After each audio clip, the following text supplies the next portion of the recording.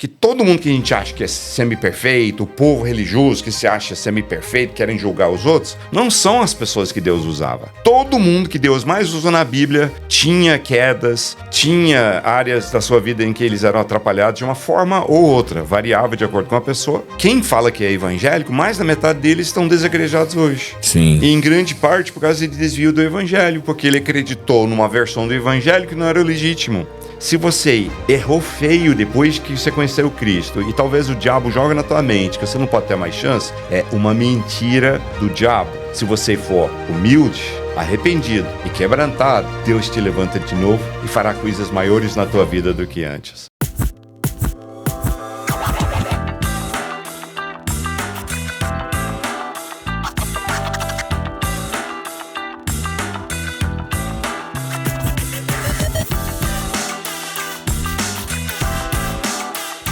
Se você é cristão, deve saber que grande parte da Bíblia originalmente foi escrito em hebraico. E compreender esse idioma pode mudar completamente a maneira como você interpreta as escrituras e compreende o evangelho na essência. Quando você olha para o hebraico, ele até assusta um pouco, porque ele é bem diferente do português. E é por isso que o pastor César Cavalcante vai realizar junto com a Plenitude a imersão Hebraico Fácil, dos dias 8 a 12 de dezembro, com aulas online e 100% ao vivo. O método Hebraico Fácil foi desenvolvido pelo pastor César e já alfabetizou mais de 5.000 alunos, passando pelos principais pontos da alfabetização, que são leitura, escrita, pronúncia e transliteração. E na imersão você vai ter acesso a 5 aulas, material didático, grupo fechado e interação ao vivo com o professor. E no primeiro lote a inscrição tem um valor simbólico de R$ 39,90 e se você está aqui no Plenicast, usa o cupom PLENICAST para ter um desconto especial. Então faça a sua inscrição e a gente te vê na imersão.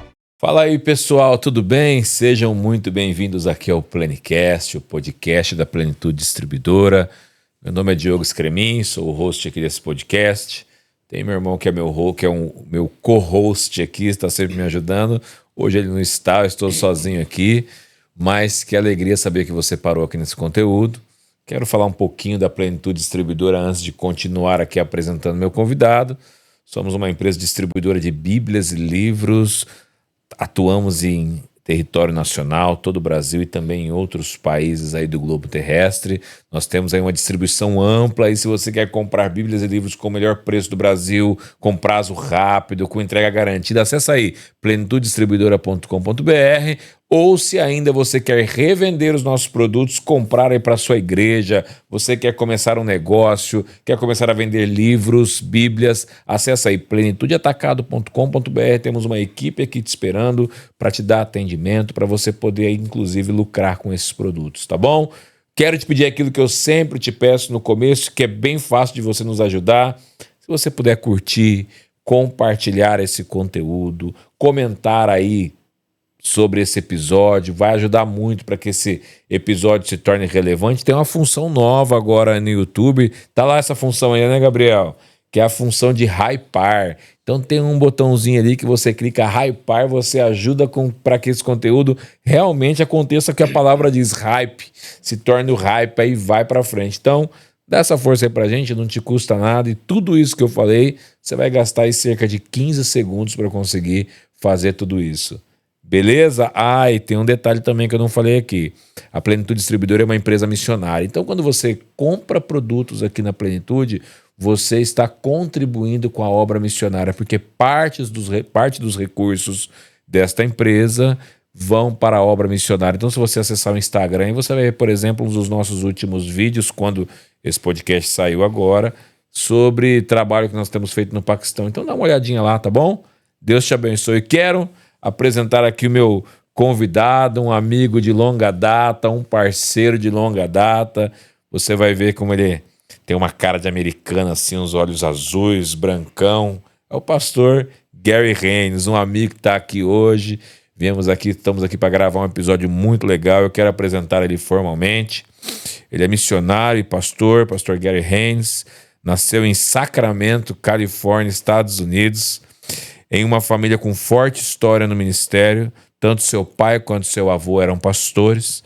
Com cerca de 9 anos, ele já atuava no culto infantil da igreja onde estava em Fresno, na Califórnia. Aos 13 anos, ele mudou-se com a sua família para a selva amazônica. no Brasil, aqui no Brasil, como missionários, ele e sua família. Lá ele aprendeu português, aprendeu a pilotar barco, a abrir trilhas nas comunidades ribeirinhas, fundador da editora Atos e autor de pelo menos 11 livros com mais de 1 milhão de cópias vendidas.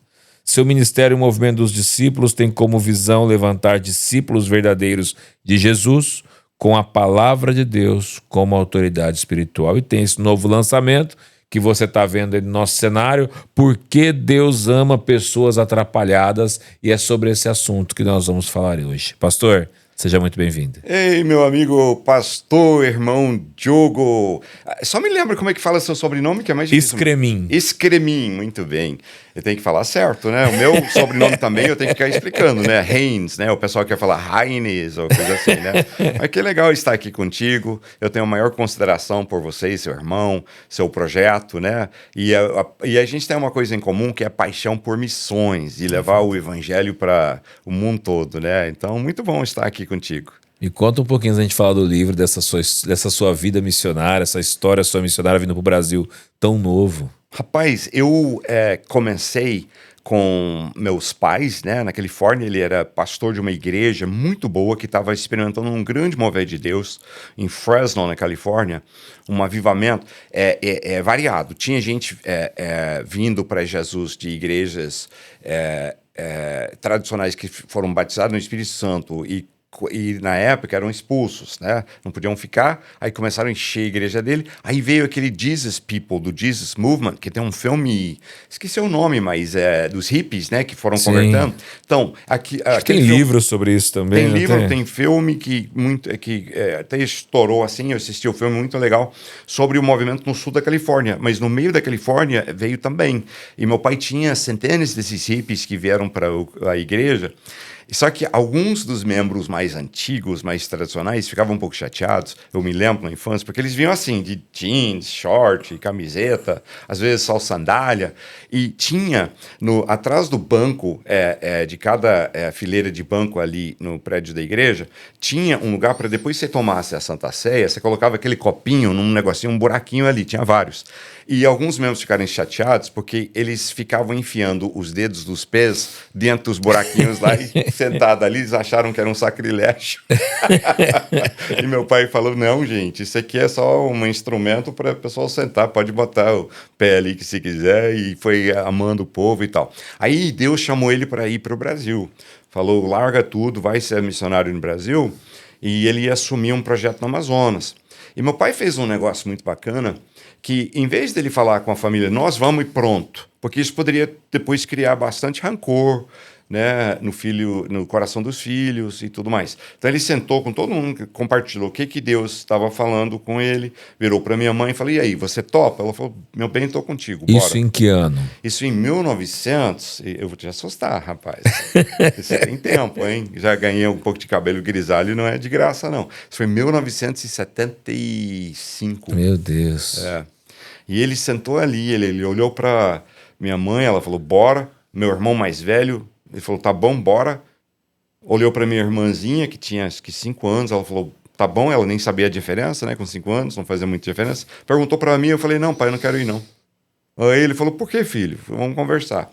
Eu falei, pai, porque o senhor já mudou, nós já mudamos um monte de lugar. Porque ele pegava a igreja quase fechada e levantava, e ele tinha uma mania de fazer isso, né?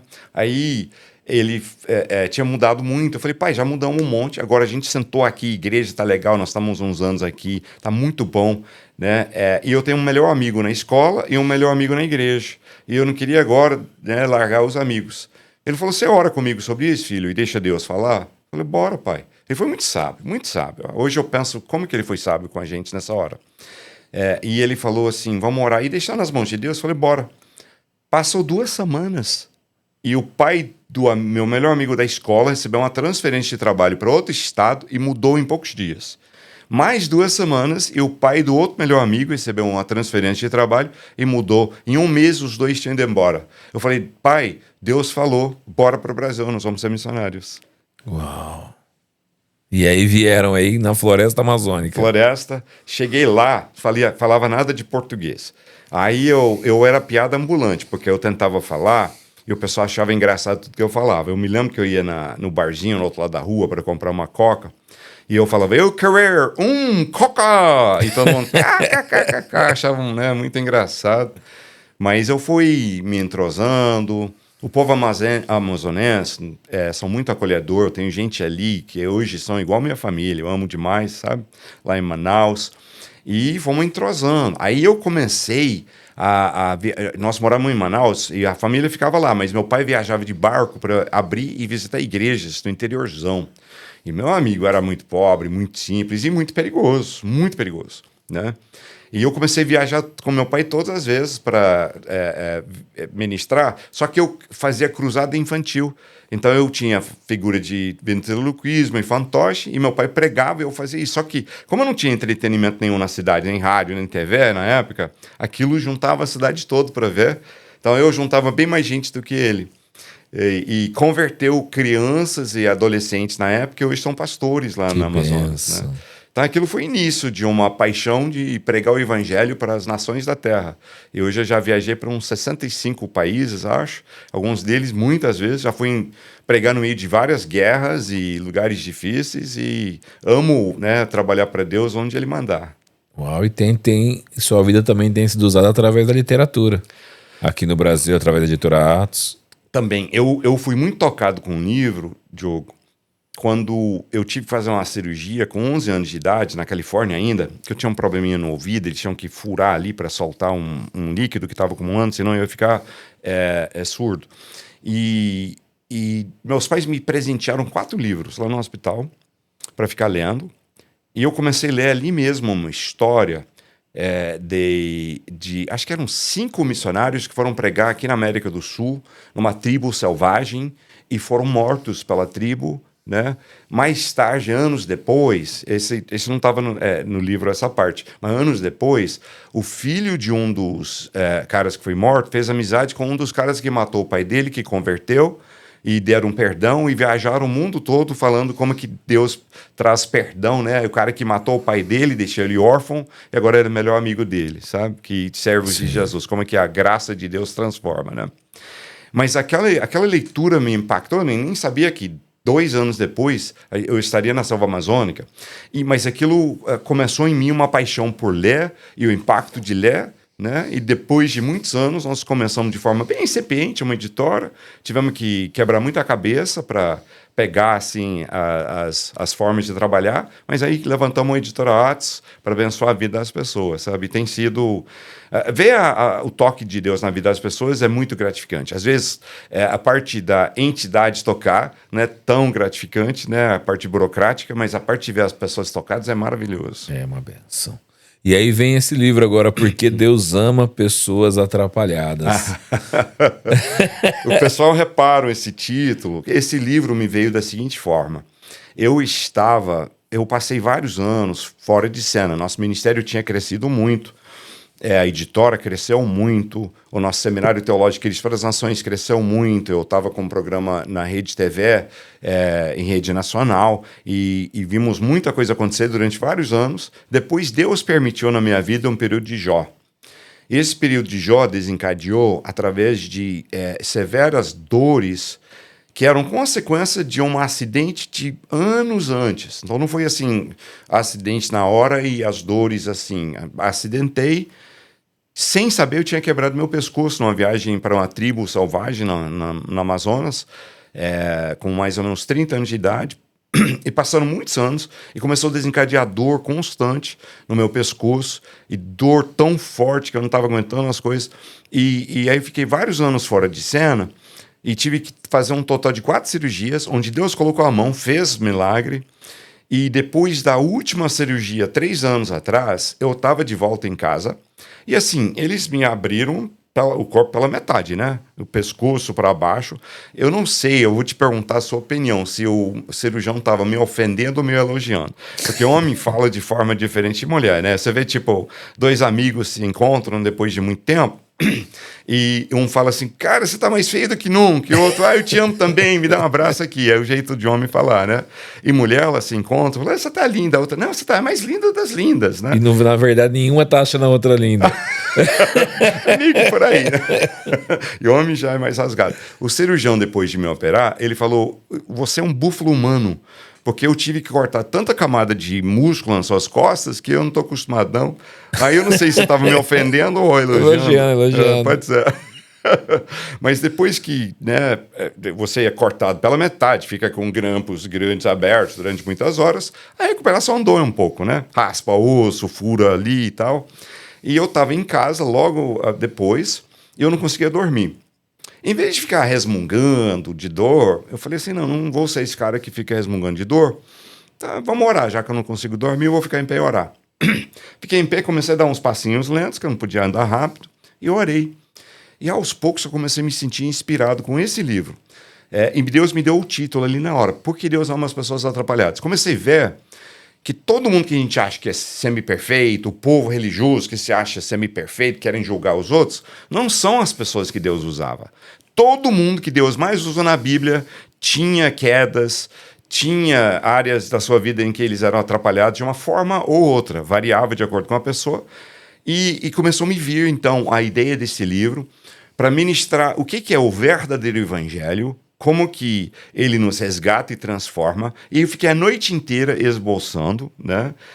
E agora lançamos em abril desse ano, estamos ainda no período de... Né, eu estou terminando o lançamento esse ano desse livro, e graças a Deus está tocando a vida de muita gente, né? Tem sido bênção já. Mas, e legal aqui que na capa você usa esse vaso japonês, com essa técnica japonesa aqui, que é colocar ouro para remendar os vasos, né? Exatamente. Chama kintsugi. Eles pegam ouro, pó de ouro e laca.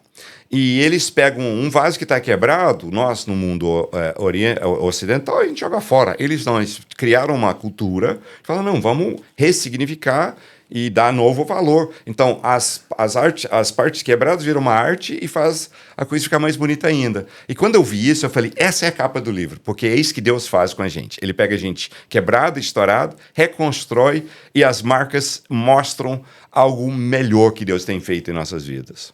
E realmente, quando a gente olha para a Bíblia, a maioria dos homens ali que foram usados por Deus, com poucas exceções, né, com exceções, são homens que tiveram problemas na sua vida, mas que superaram e se tornaram grandes ferramentas das mãos de Deus. Exatamente. A questão é algo que eu falo, porque assim, às vezes você fala assim, tá falando que Deus é uma pessoa atrapalhada, atrapalhar pode ser só não cumprir uma campanha de oração, ou pode ser pecar grave, é uma palavra que é meio abrangente, né?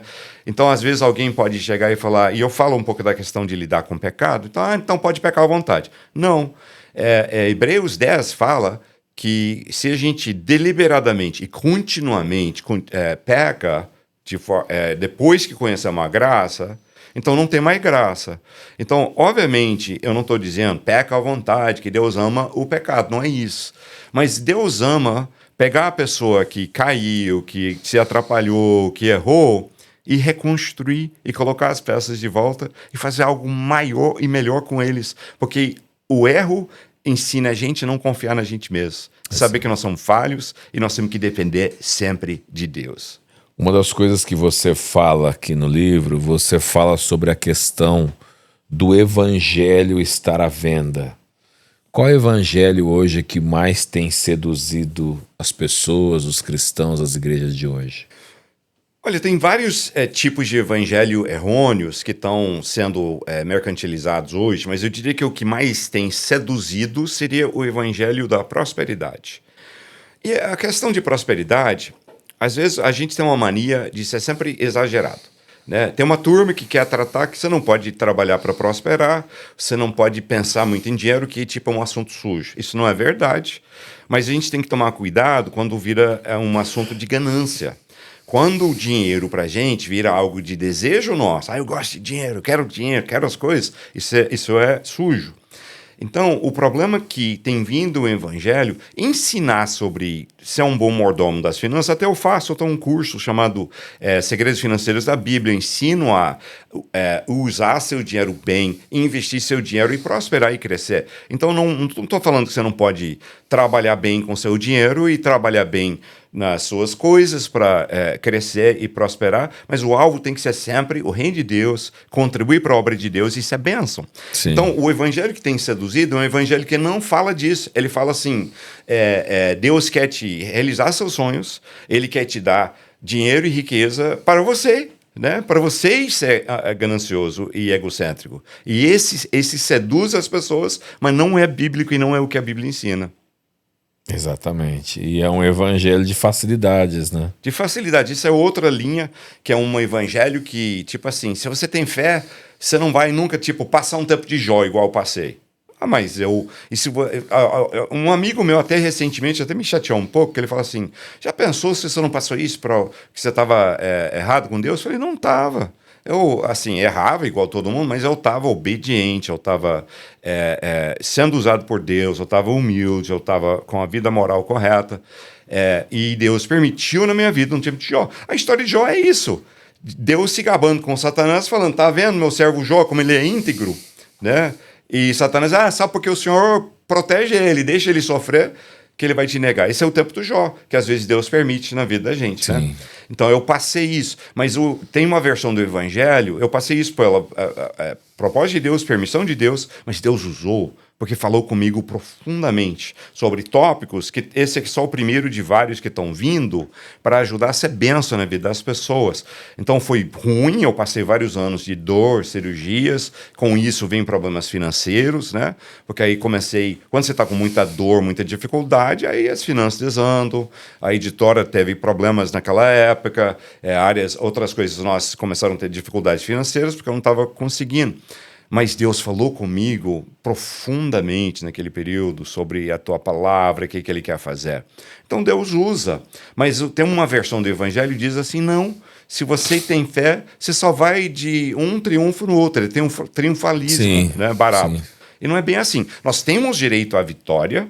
Você pode, e eu tive, Diogo, eu estava com dor, dificuldade, mas eu estava em vitória. Eu estava cheio da presença do Espírito Santo, estava ouvindo de Deus, né? Então você pode ter vitória no mesmo meio de adversidade e no final ver aquela adversidade virar em uma vitória. Eu não estou falando que a gente tem que abraçar derrota, mas estou dizendo que às vezes tem batalha no meio do caminho que Deus permite. Porque hoje é vendido um evangelho errado dentro das igrejas, não de todas, mas de algumas igrejas, é claro, né? De igrejas que não são verdadeiras igrejas, de que você realmente não deveria sofrer com Cristo. E as pessoas, quando passam por um sofrimento, se tornam pessoas atrapalhadas, pessoas quebradas, elas desistem da fé.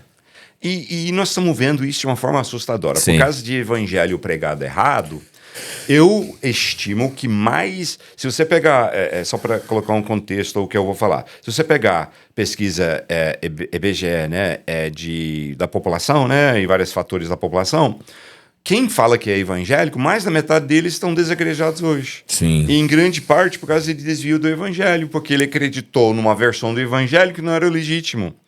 Né? Aí lá na frente ele viu isso, só que em vez dele entender que ele tinha que ir para alguma outra vertente que pregasse o evangelho verdadeiro, ele ficou amargurado e saiu da igreja. Sim. Então eu não creio que a pessoa deveria ir por esse caminho, mas infelizmente é o que o ser humano faz, né? E nós precisamos então resgatar o verdadeiro evangelho e chamar as pessoas a uma restauração e de volta ao que Deus tem de bom. Agora, inclusive o próximo tópico aqui da pauta é sobre o resgate do verdadeiro evangelho. Na sua concepção, na concepção bíblica, qual é esse verdadeiro evangelho? Bem, eu tenho um livro inteiro que eu estou basicamente trabalhando e falando disso. Mas ele tem...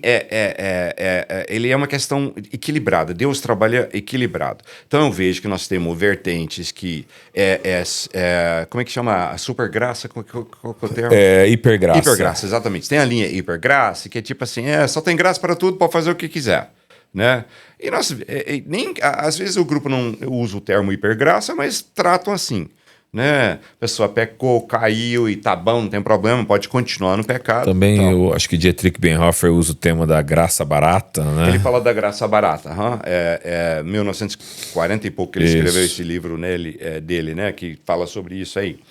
É bem interessante, inclusive, o livro. É um pouco lento de ler, né? Você tem que ter um pouco de empolgação de ler o livro todo, mas se ler... Porque é denso. É denso, o linguajar dele é mais profundo, né? Mas no final você fica feliz que você leu, que você investiu, sabe? É muito bom. Mas essa questão da graça, hipergraça, graça barata, pode pecar à vontade, E tem o outro lado dos policiais de Deus, que culpam todo mundo, que apontam um dedo na cara de todo mundo, ou pior, falam nas costas. Então nós temos desvios nessa questão de entender a santidade, o verdadeiro evangelho nos chama para a santidade, o verdadeiro evangelho, ele pega a gente e transforma, muda, o verdadeiro evangelho dá mais de uma chance.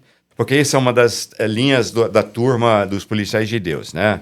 É tipo assim, não, você teve sua segunda chance quando você converteu. Agora, se depois disso você tiver qualquer queda, maior do que um pecado pequeno, né? Qualquer coisa assim, um pouco mais grave, então não tem mais chance para você não. Você desperdiçou sua chance. Isso não é verdade, né?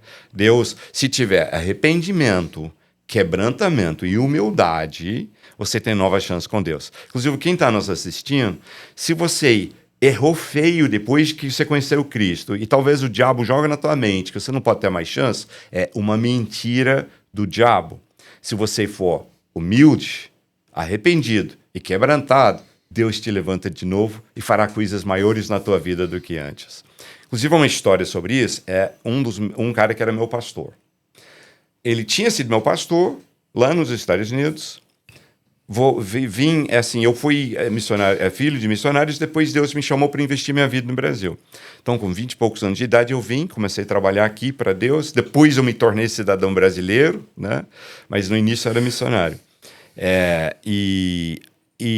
Eu fui visitar a família nos Estados Unidos, e esse pastor, eu cheguei lá e fiquei sabendo que ele tinha caído. Ele caiu, e tá mal, e tá fora do ministério. Aí eu fui descobrir mais, e liguei para ele, eu falei, pastor, ele chegou pegou o telefone assim, meio abatido, meio assim, eu nunca tinha ouvido ele assim, que ele era sempre um cara positivo, ele era amigo do meu pai, ele tinha sido meu pastor por alguns anos, e eu falei, pastor, eu quero almoçar contigo, posso? Ele falou, tudo bem, marcamos. Quando nós encontramos, eu vi ele abatido, pálido, sentamos para almoçar, eu falei, pastor, deixa eu te falar uma coisa, eu sei que você teve um problema, mas eu quero que você saiba uma coisa. Você foi bênção na minha vida. Eu te honro, eu te respeito. Eu te amo do mesmo jeito, de sempre. Eu quero que você saiba disso. Aí ele começou a chorar de soluçar. E eu nunca tinha visto ele nem chorar. Mas começou a chorar e falou, você não acredita. Eu achei que eu tinha centenas de amigos, pastores e líderes. E quando eu tive esse meu problema, todos viraram as costas para mim, exceto uns 5, você é um de 5 que fala comigo, o resto nem conversa comigo, fugiram de mim. Ele falou assim, dói muito. E esse é o problema, porque a pessoa erra, peca, né? E o evangelho dá novas chances, dá restauração. Eu tenho um capítulo no livro sobre restaurar quem está em pecado, né? Mas tem uma turma que não acredita em restaurar. Gálatas 6, né, fala que se um de vós for achado num pecado, vós que são espirituais, restaura a pessoa de forma dura e cruel, não. Restaura a pessoa com mansidão, tomando cuidado para você também não cair. Então, eu pratiquei isso, e isso é que todos nós que somos discípulos de Jesus verdadeiros temos que entender que o verdadeiro evangelho tem nova chance enquanto a pessoa tem arrependimento e humildade. Se a pessoa é arrogante e quer continuar no seu pecado, enquanto ele está assim, não tem chance. Mas se lá na frente ele for quebrantado e vier com humildade e arrependimento, tem nova chance. E eu falei, pastor, eu quero saber que eu te amo. Aí ele chorou, aí ele falou, deixa eu te contar o que aconteceu. Pastor, eu falei, pastor, você não tem que me contar, não. Não, eu quero te contar. E insistiu. Basicamente, ele tomado num momento de besteira, ele beijou uma outra mulher, que não fosse a esposa dele. Não foi assim, algo que, tipo, um caso que ele teve durante anos, ele beijou uma vez a mulher, só. Ele sentiu na hora que estava errado, parou, foi na esposa dele, confessou, foi nos líderes dele na denominação e confessou. Então, assim, a nível de pecado tem N vezes mais profundo que isso, né? Um momento só de besteira, e ele mesmo arrepender e pedir perdão, mas a denominação dele era cruel. Ele falou, não, você está fora do ministério, fora da tua igreja, e cortaram ele de um dia para o outro, sem nem salário. Ele estava trabalhando, acho que 2 ou 3 empregos em shopping, várias coisas, só para colocar comida na mesa para os filhos dele, né? Porque abandonaram ele, viraram as costas, envergonharam ele. E ele ficou 2 anos fora do ministério. Mas eu falei, pastor, Deus vai te levantar de novo, não baixa a tua cabeça. Você ainda vai abençoar mais pessoas do que nunca. E Deus vai te usar grandemente. E eu falei isso com ele me abraçou, me agradeceu. E o fim da história dele, que depois ele levantou, mudou para um outro estado, levantou uma igreja que cresceu, foi a maior igreja que ele pastoreou, ganhou alma para Jesus, pra caramba. E 15 anos depois ele morreu cercado por família, queridos irmãos, todo mundo amava aquele homem de Deus, sabe? Então essa é parte da graça de Deus, ele dá novas chances. E o ser humano, por vezes, não dá. Não dá. O ser humano pode ser muito ruim. Muito E por isso que muita gente está magoado, achando que Deus é igual a algum ser humano. Ele não é. Mas, claro, tirando esse caso, é que por vezes existem alguns casos que são muito profundos dentro da igreja. E Deus ainda restaura todas as pessoas, mas por vezes algumas pessoas fica muito difícil elas retornarem àquela posição. Né? Concordo contigo. Eu tenho um capítulo sobre isso. Eu falo da questão que às vezes quando a pessoa brinca com a graça de Deus, ele tem que tomar cuidado. Porque ao abusar da graça de Deus, ele pode ir num ponto que acaba não é que não poderia com Deus voltar, mas ele não consegue voltar mais. Ele fica tão queimado, tão calejado. Eu tenho um caso desse, um amigo meu, que ele era um mentor meu. Eu falo aí um capítulo sobre isso, que foi muito triste. Ele meio que brincou com a graça de Deus, ele caiu, aí eu falei, não para, vamos voltar, vou te ajudar. Aí ele acabou de, não, eu vou sair do evangelho um tempo, vou viver como eu quero, depois eu volto. E meu amigo, ele acabou no final na prisão, sofreu demais. E a última vez que eu vi ele, eu estava ministrando num evento na cidade dele, ele veio me falar, ele está lá fora. Era num intervalo do evento. Isso no Brasil ou... No Brasil. No Brasil mesmo. E era um intervalo do evento, eu chamei ele veio para a sala que eu estava, falei, cara, fica aqui, dei um abraço, vem para o evento, falou, eu não mereço não, eu não tenho mais chance não. Eu errei tanto que eu não tenho mais volta. Então ele sentia, ele não consegue voltar. Então esse é o perigo de brincar com a graça de Deus também. Né? Deus dá a chance, mas às vezes se você brincar demais e abusar demais da graça de Deus, às vezes você não consegue voltar. E existem por vezes marcas que nós colocamos nas nossas vidas que impedem também de nós sermos restaurados à posição que nós tínhamos antes. Por exemplo, pensei num pastor bíblico, o pastor que escreve, que morreu esses dias ainda, que eu ia falar o nome dele, fugiu da minha cabeça, que escreveu a Bíblia de Estudo Expositor da SBB, que era o maior pastor televisivo dos Estados Unidos. Você tá falando... Jimmy Swaggart, por exemplo. Eu almocei com ele não muitos anos atrás, lá na sede dele. Ele foi... Quando ele morreu, inclusive, eu vi pessoas comentando no post, ele agradecendo Jimmy Swaggart pelo ministério dele. Mas ele deixou uma mancha no ministério dele que depois que isso aconteceu, foi muito difícil ele ser restaurado àquela posição de grande evangelista que ele tinha. Mas eu vou te falar o que ele fez que dificultou a restauração dele. Quando ele caiu, aí tudo bem, aí temos, um vídeo famoso, eu tenho pecado, e chora, eu pequei. Porque ele fez isso dentro do púlpito, né? Aí... A denominação dele, os pastores da região dele, falando, você pode ficar 3 meses sem pregar e voltar. Mas a Nacional veio e falou, não, você precisa, o que você fez é mais sério do que isso. Nós precisamos de um tempo de restauração maior. Então nós vamos querer que você fique no mínimo 1 ano sem pregar, pra gente trabalhar você. Eu não discordo que... Eu só não acho que pode ser padronizado. Sim. Né? Depende do caso e o nível da coisa, você tem que ver... Cada caso é um caso. E você trabalhar com a pessoa que teve alguma queda, né? Ele pode ficar fora 1 mês, pode ficar 2 anos, pode não voltar. Depende, muitas coisas, né?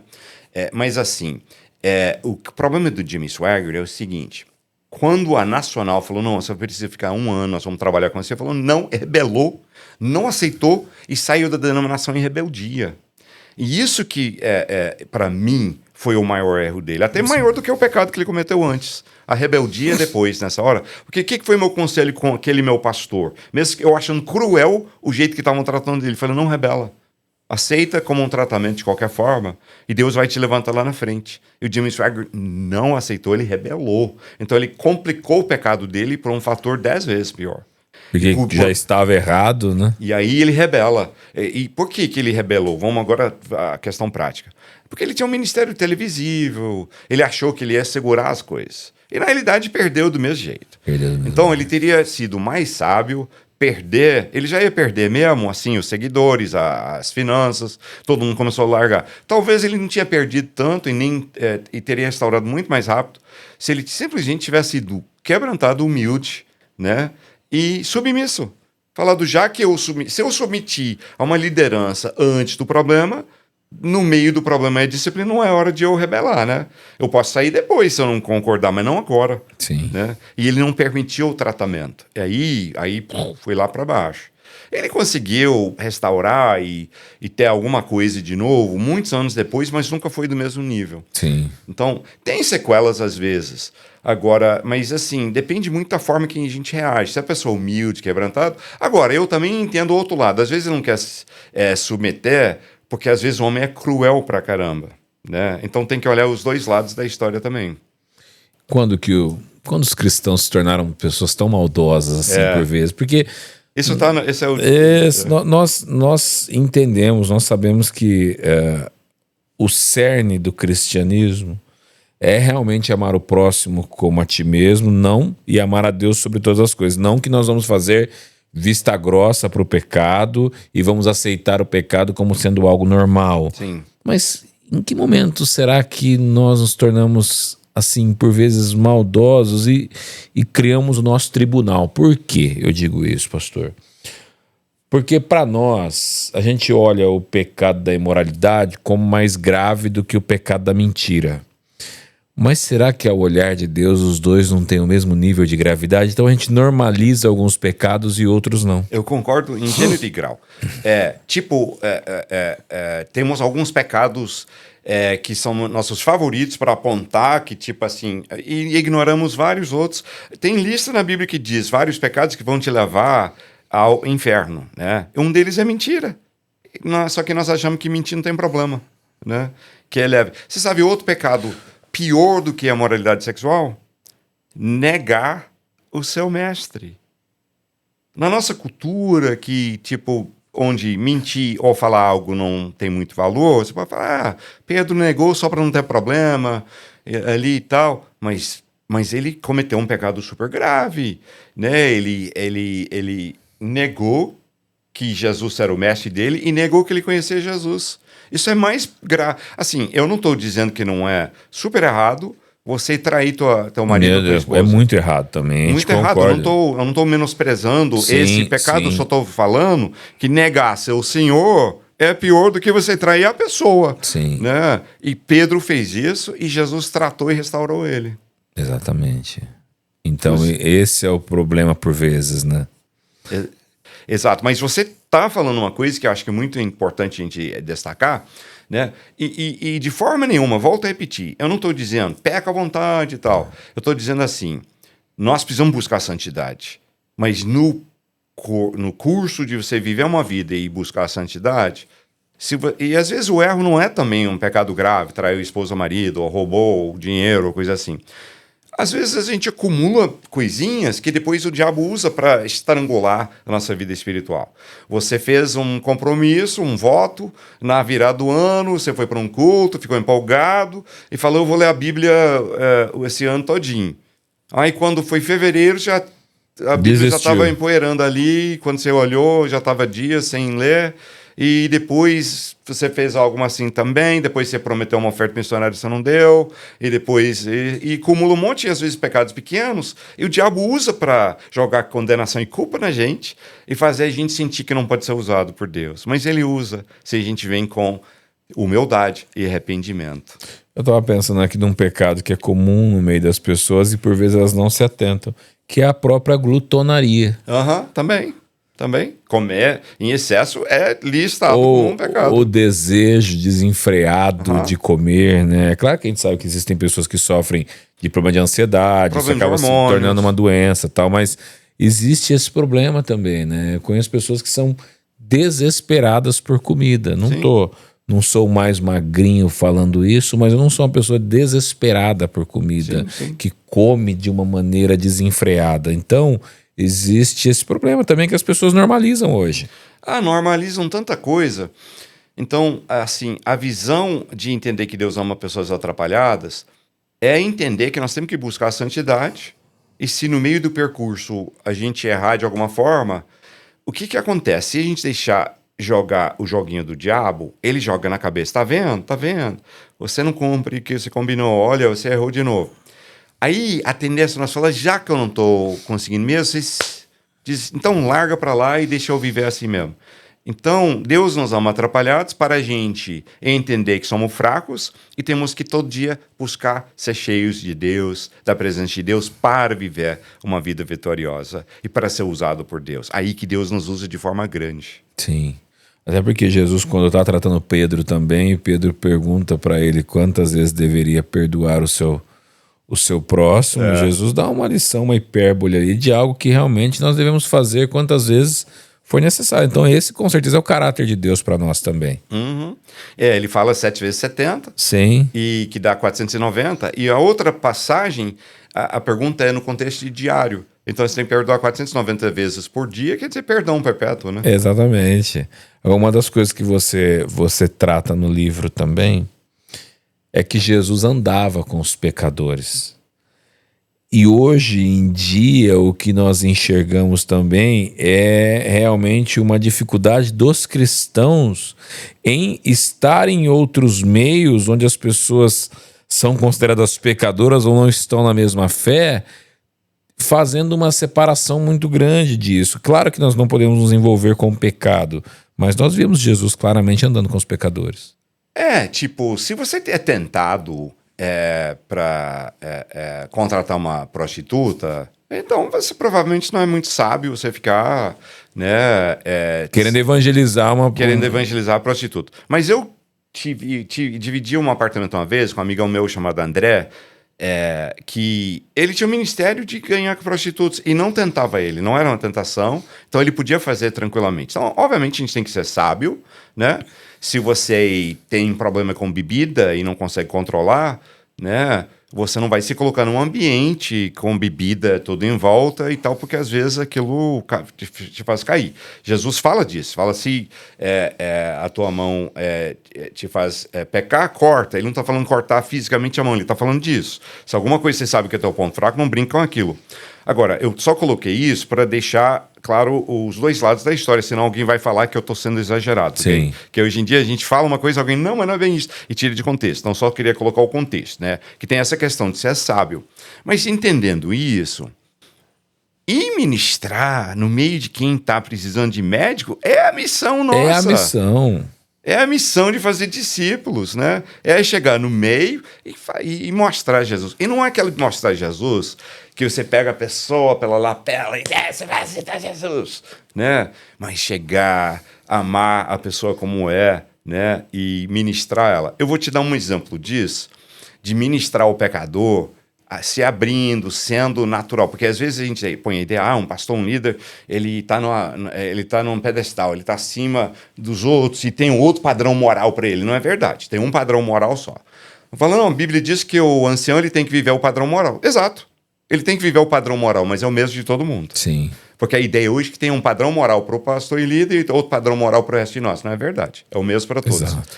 Mas eu vi um pastor americano, ele era um pastor negro de uma igreja, acho que Los Angeles, se não me engano, mas o cara era maravilhoso. Uma das tristezas da minha vida que ele morreu antes de eu ter chance de conhecê-lo ao vivo, né? Mas eu vi ele na TV e ele contou uma história. Primeiro ele falou, quando caiu, a gente falou do Jimmy Swaggart há pouco. Quando o Jimmy Swaggart caiu, ele foi dar entrevista num programa e eles falaram, se você pecasse, você ia reagir igual o Jimmy Swaggart fez? Ele falou, não, essa pergunta tá errada.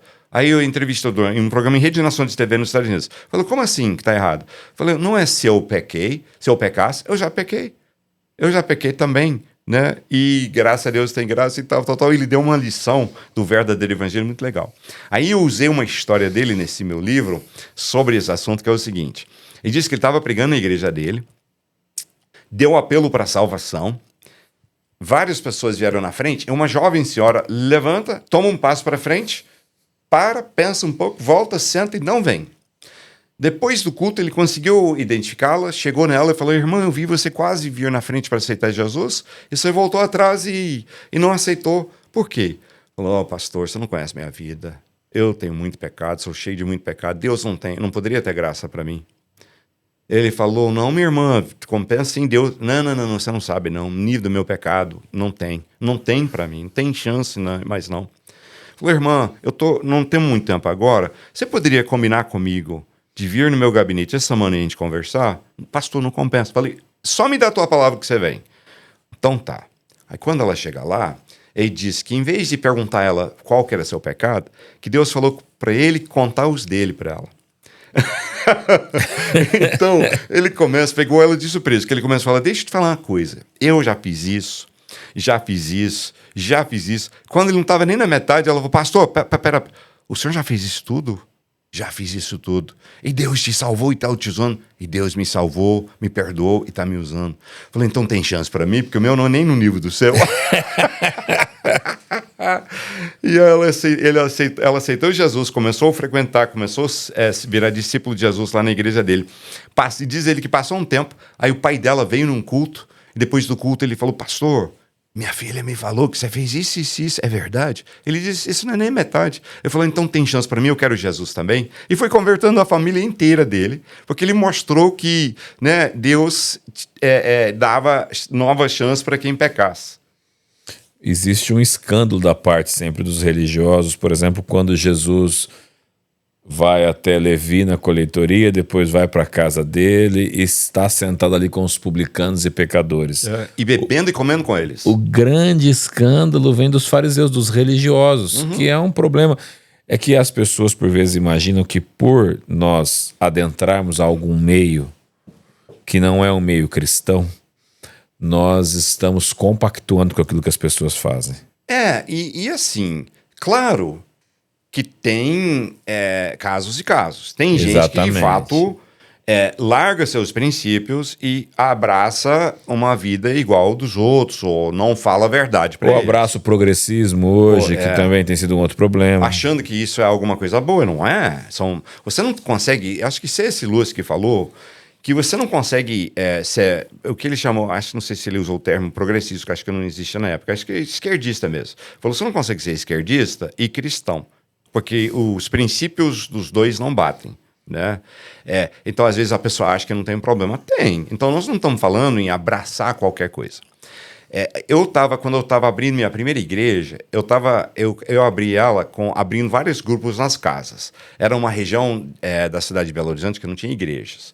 E tinha vários, abrimos um prédio quando eu já tinha umas 100 pessoas. E num desses grupos, a gente estava falando sobre ser perseguido pela fé. E uma irmã falou, eu nunca fui, ninguém nunca me criticou, nem nada, eu vivo muito tranquilona e tal. Eu falei, é mesmo? Como é que você conseguiu isso? Ela falou, porque ninguém sabe que eu sou o discípulo de Jesus. Cristã 007.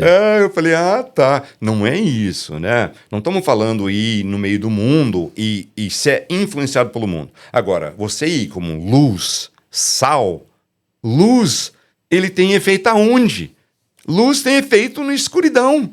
Luz chegou, escuridão afasta. Sal precisa aonde, né? Então, sal, para ele fazer diferença, ele tem que chegar onde não tem sal. Eu já comi um mês sem tempero nenhum, sem sal, quando fui numa tribo de índios selvagens que não tem contato com o mundo de fora. E você não tem noção como faz falta sal na comida. Né? Toda comida isso na Amazônia? Na Amazônia, e faz uma diferença e tanto. Então, se é sal e luz, é isso. É chegar no meio do escuro, é chegar no que não tem sabor e dar sabor. E isso tem que acontecer no meio dos pecadores. E, de fato, os religiosos odeiam isso, mas é porque o coração deles é podre de uma forma ou outra. Sim. Até o sentimento de falar, eu sou melhor do que esse que peca, é um pecado mais grave, é o pecado da arrogância espiritual. Sim. E que, biblicamente falando, Jesus sempre condenou. Né? Mas Jesus, ele tinha uma reação bem diferente de acordo com a pessoa. Ele era manso, cheio de compaixão, com a pessoa mais pecaminosa que fosse, mas que estava quebrantado e arrependido. E o líder religioso que chegava arrogante, cheio de si, ele chamava víboras, raça de víboras, sepulcros caiados, guias cegos, hipócritas, um monte de coisa. Ele xingava esse pessoal o tempo todo. Pastor, saindo só um pouquinho aqui do assunto do livro, falando um pouquinho só do campo missionário, Qual foi o lugar que você esteve do campo missionário que te trouxe mais temor, assim, foi o lugar mais tenso que você já foi? Eu já estive em alguns lugares tensos, mas sem sombra de dúvida, o lugar mais tenso que eu estive foi quando eu fui pregar o evangelho no Iraque durante a guerra contra Saddam Hussein. Saddam Hussein não tinha sido nem preso ainda, então a guerra estava bem, né, Estava em curso e não tinham consolidado e tudo mais. Por mais que teve ataques terroristas durante bastante tempo depois, mas eu fui quando a coisa ainda estava no ar, né? Ainda não tinha nem tomado controle do país totalmente. E rodei pregando, vi coisas incríveis. Eu cheguei, vi uma igreja abrir, que era uma igreja escondida nas casas. E quando Saddam Hussein não tinha sido pego, mas ele estava foragido. E o exército americano estava em controle do país. O que os líderes iraquianos falaram? Que dava para abrir igreja evangélica agora, nesse momento, e quando assumisse de novo um governo de muçulmanos iraquianos, eles têm uma tendência, eles não fecham a igreja cristã aberta, eles só não deixam abrir novas. Então eles tinham que abrir igreja adoidada. Estavam abrindo igreja em todo lugar de Bagdade. Cada obreiro, cada diácono estava abrindo igreja. E essa igreja que eu fui, por exemplo, um culto pregar, que tinha umas 80 pessoas escondidas, já estava com 500 membros, centenas de pessoas convertendo, e eu fui pregar ali. E isso foi muito tenso. Toda manhã, quando eu acordava, o diabo falava, você vai morrer hoje. Porque 25% dos estrangeiros que foram para o Iraque nessa época eram mortos ou sequestrados, e a maioria deles mortos em seguida. Ainda mais americano. Eu tinha uma chance em 4 de ser pego e morto ali como missionário, sabe? Por mais que você seja hoje cidadão brasileiro com passaporte brasileiro, mas quem olha pra sua cara já sabe que você não é brasileiro. Eu ainda falei isso com o pastor. Eu falei isso com o pastor, mas eu sou um quarto libanês. Meu pai é metade, então... Mas eu falei com o pastor iraquiano lá em Bagdá. Eu falei, mas eu sou brasileiro. Eu já tinha cidadania, né? Ele falou, não adianta. Eles estão matando todo estrangeiro. Sim. Pegando qualquer estrangeiro. Eles pegaram... Diz que tem uns engenheiros coreanos que estavam aqui ajudando a fazer a luz funcionar de novo com os bombardeios e tal, né? E foram pegos e mortos. Então eles querem só o caos, eles não importam, então eles atacam o estrangeiro. Então era tenso. E nós usamos a estratégia, não tivemos segurança armada, nós usamos a estratégia que em inglês chama hide in plain sight, que é esconder à plena vista. Que é o quê? Nós ficamos no hotel de iraquiano, não ficamos no hotel que fica estrangeiro, num bairro iraquiano, com o nosso guia era jordaniano, que era servo de Jesus, que veio andar conosco. E o cara era muito bravo, meu amigo. Ele era um homem de Deus, sabe? Ele era das forças especiais do exército da Jordânia. Depois ele aposentou daquela posição, saiu do exército. E agora ele estava indo pregar no Iraque e cuidando de missão. Ele levou um grupo de estrangeiros antes da gente, tipo um mês antes, foram pegos. O pessoal fizeram uma fileira com eles, assim, os estrangeiros, e falaram, você é jordaniano, você é tipo um irmão para nós, então nós não vamos te matar, mas esse nós vamos matar. E ele invocou uma cultura milenar que eles têm do anfitrião. Eles respeitam e honram muito a questão que se você é anfitrião de alguém, todo mundo tem que respeitar aquilo. E ele falou, não faça isso comigo, você falou que eu sou tipo seu irmão, então me honra, porque esses são eu sou anfitrião deles, são meus convidados. Aí ele falou, não, então tá, nós não vamos matar eles porque você é um anfitrião e você invocou. Então ele colocou a vida dele, né, que eles podiam, não, morre vocês junto, né? E ele levou a gente lá, né, e viajou com a gente, tal, mas sem armas, né, era só como guia, né, mas foi muito tenso, mas Deus agiu, gente convertendo, quase morremos várias vezes, vi um prédio explodir na minha frente ali também. Meu Deus, tenso. Tenso. Mas a missão deu resultado, conseguiu ali. Graças a Deus, né, deu resultado. Atrair bastante gente para o evangelho. Pastor, e agora voltando pro assunto do livro, existem pessoas que estão nos ouvindo aqui que são ouvintes feridos. Pessoas que passaram por esses problemas e talvez hoje olham para a situação delas e pensam, poxa, isso não tem mais jeito, eu fui ferido pela igreja, eu fui ferido por uma pessoa que se dizia um pastor ou um irmão em Cristo. Qual a mensagem para essas pessoas?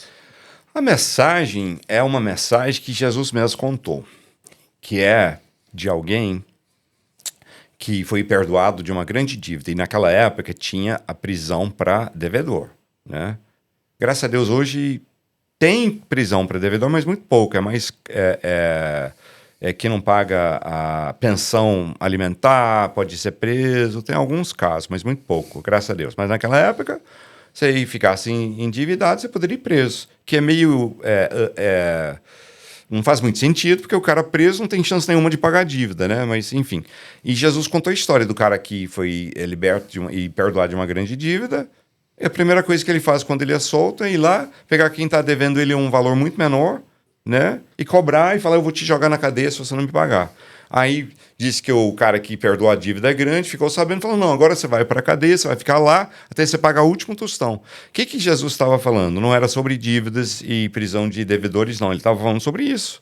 Se você recebe e quer receber a graça de Deus, você não tem direito de guardar mágoa contra uma outra pessoa. E aí você fala, mas essa pessoa não merece perdão. Ok, muitas pessoas não merecem perdão. Tem gente ruim nesse mundo, tem gente que abusa, que faz coisa muito errada. Então nós não perdoamos ela porque ela merece, nós perdoamos porque nós recebemos perdão e nós deixamos na justiça de Deus. Sim. E olha, essa questão de entender da justiça de Deus ajuda a gente a liberar perdão, mas muita gente não entende desse lance da justiça de Deus.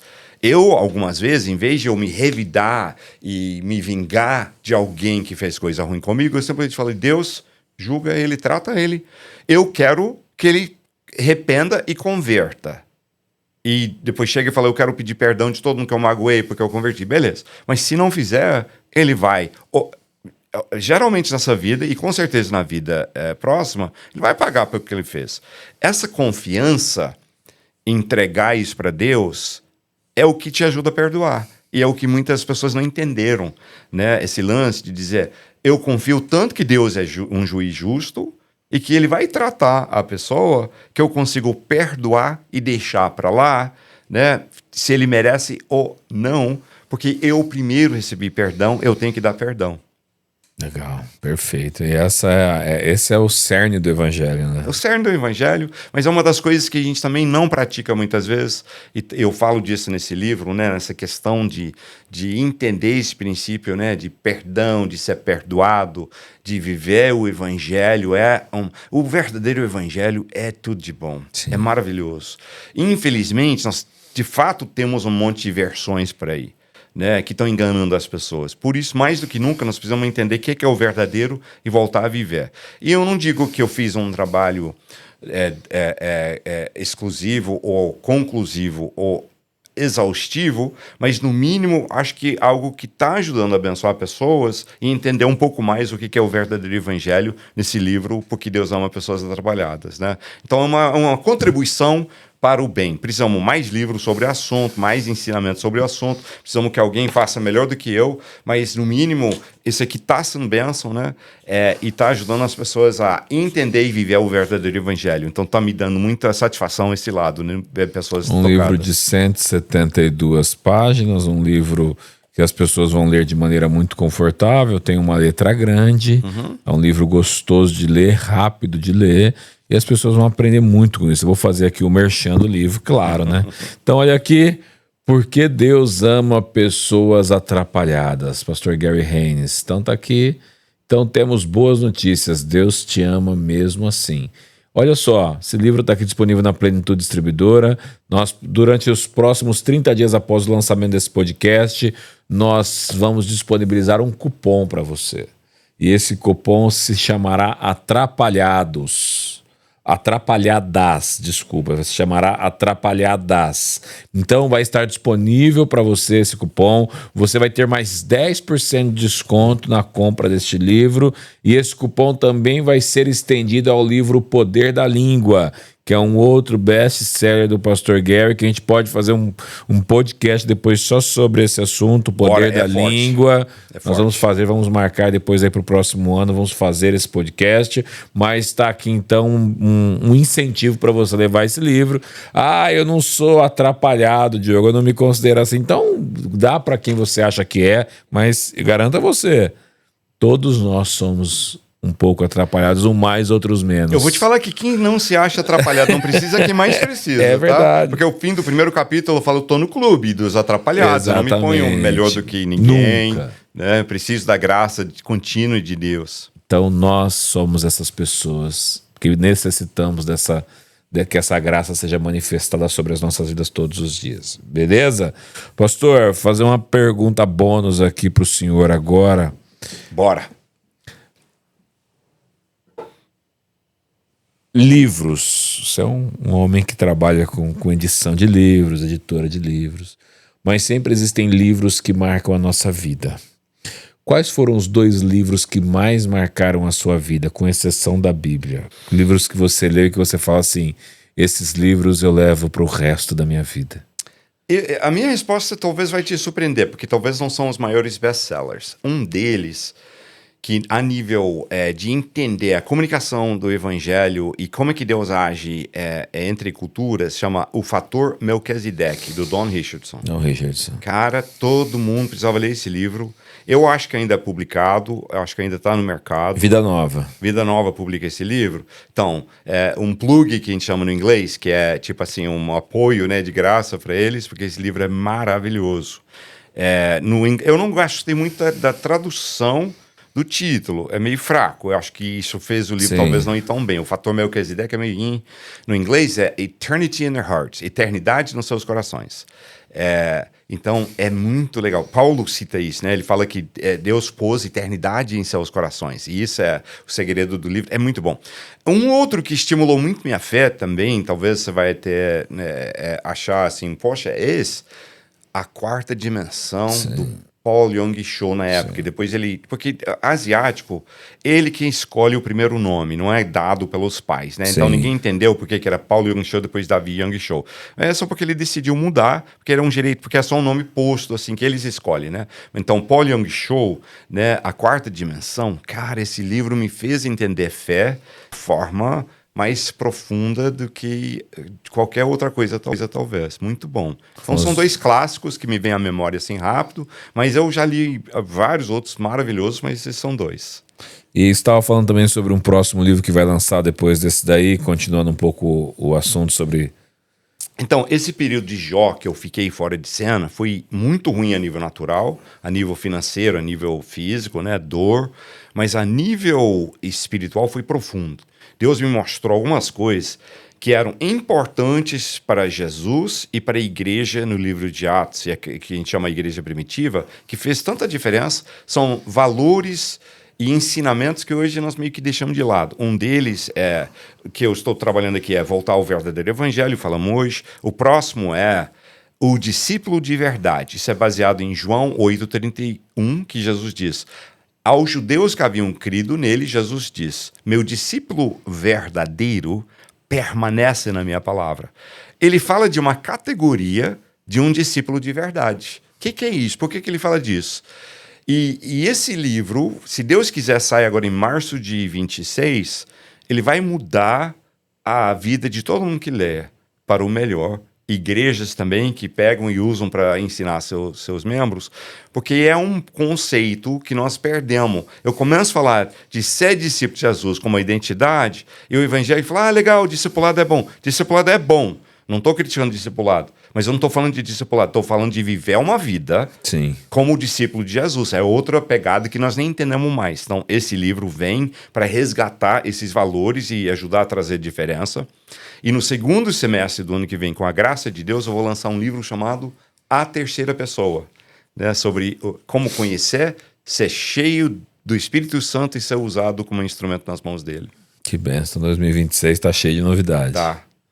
Pastor, quero te agradecer por esse tempo que nós passamos aqui, por essa hora que nós passamos aqui. Já foi 1 hora, nem senti. 1 hora. Passou rápido, né? Rapidinho. Você leva muito bem a entrevista, quero te parabenizar. Obrigado, pastor. E essa hora foi muito produtiva porque me faz olhar para a minha vida também e me enxergar quão miserável eu sou diante do Senhor e quanto eu preciso da graça dele. Amém.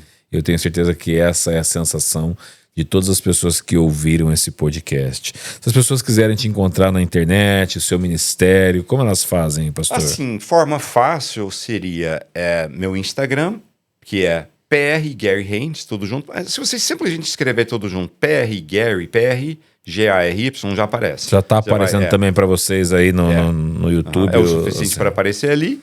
E nosso portal, que tem uma TV online, tem um blog, que é uma espécie de revista digital, tem várias coisas ali, você acha em osdiscípulos.org.br, né? osdiscípulos.org.br, né? E tem bastante recurso para abençoar as pessoas ali. Legal. Então, se você quer conhecer um pouco mais do ministério do pastor Gary Haynes, sobre tudo que ele tem feito aí durante esses anos no Brasil e ao redor do globo terrestre, acessa aí. Quiser chamar para ir na igreja, também aceita convite, pastor, de pregação? Sim, eu estou fazendo bastante isso. Pronto. Tenho bastante lugar para ir, mas a gente acaba conseguindo encaixar alguma coisa. É isso. Pastor, mais uma vez, muito obrigado. Que Deus te abençoe e continue usando a sua vida para a glória dele e que o seu ministério avance muito agora nos próximos anos também. Em nome de Jesus, meu amigão, prazer estar contigo. Deus abençoe vocês aqui na plenitude, nas suas missões, que sejam grandemente usados por Deus. Amém. Valeu, pessoal. Olha aí que podcast gostoso. Essa hora que passou tão rápido. A gente senta aqui, a gente nem percebe quando passa uma hora. Mas a hora passa muito rápido aqui, muito rapidinho, porque o assunto é sempre muito produtivo, muito bom. Então, compartilha aí com a galera, manda aí para quem você conhece e nos ajuda aqui, nos abençoa, tá bom?